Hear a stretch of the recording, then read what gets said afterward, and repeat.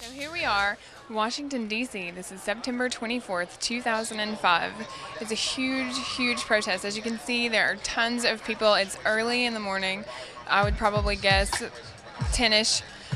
There are tons of people still on their way. They just made an announcement a few moments ago that Amtrak has shut down numerous of their transportation systems due to a power outage, supposedly.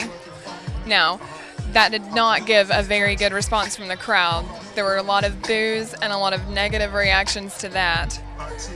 One statement was made by the speaker. They were going to, quote, show the criminals in the White House that we were here. We'll see if that happens.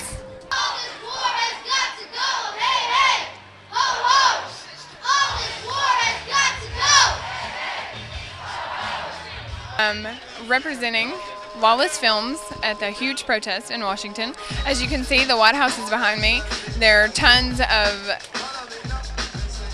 I wouldn't say angry so much, but definitely dissatisfied citizens behind you, in front of me. Signs. We're going to unite today to show that there's one movement against Bush and the Pentagon. As you can tell, they're about to start.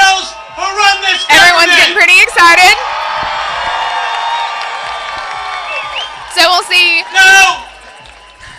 We'll see what the big guys have to say when today's over. War, let's give it up now. No more war. No more war. We're sick and tired of Bush's lies.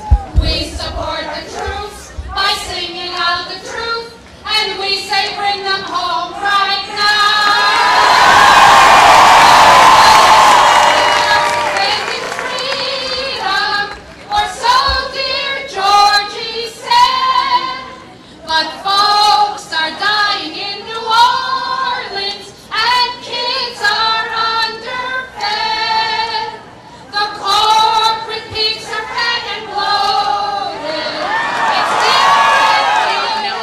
Protesters, Cindy Sheehan, the mother that lost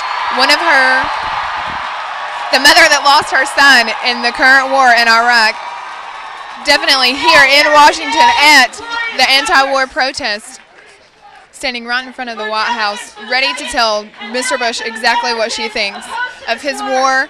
They have a couple different charts of people. Controls, and there's also male birth controls. Okay, well, male birth controls, you can look at that.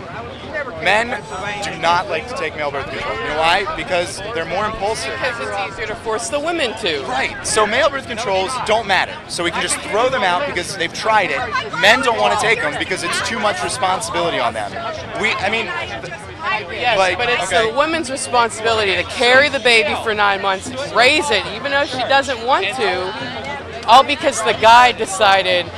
Okay, so that's what I think about you. My back.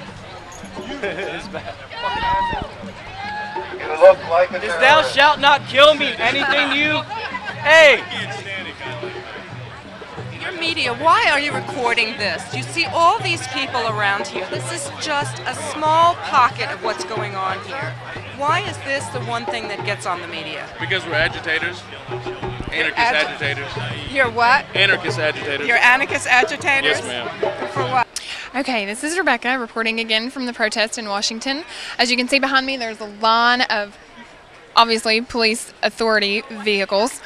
The parade is getting ready to start. There's going to be a march completely surrounding the White House. There are thousands upon thousands of people here. If you've been to Iraq,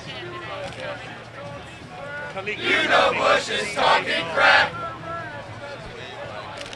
Iraq, that's against the war. Gonna straighten out the score. You're right. You're right. I'm here today because not only to support Cindy and the anti-war movement, but I also want to put another face on the stem cell research issue, because I was paralyzed in the Iraq War, and of course stem cell research has the possibility of giving my ability to, not only my ability to walk back, but most of these gentlemen here on the line with us.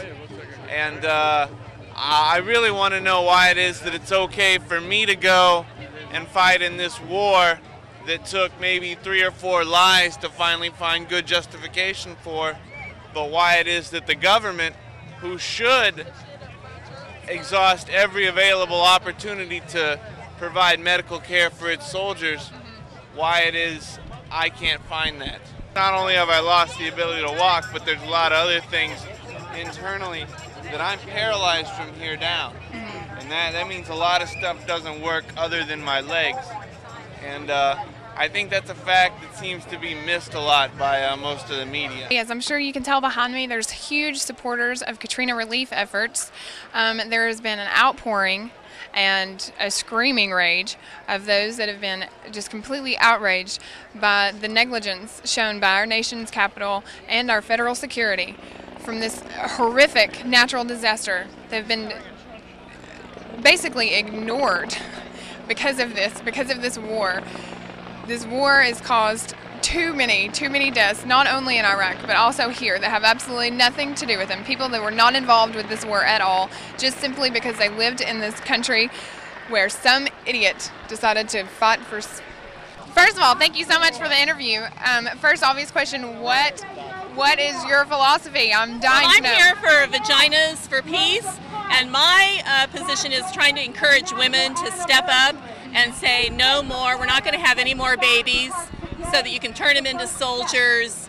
And if we start kind of getting back into our power and stop the war, just say we're not going to do it anymore. I remember when the Falklands War started, they wanted my 18-year-old to go in the service. I said, no way! I carried him, I had natural childbirth, I breastfed him for 3 years. He's not going off to war, especially for a war that is meaningless, absolutely meaningless. So I'm here just encouraging women to say no, no more babies, so you guys can turn them into cannon fodder. Okay. And I think women can really relate to that, because when you carry a baby for 9 months in your body and you give birth to it and you nurture that baby, there's the last thing you want to do is to send it off for some stupid war. Yeah.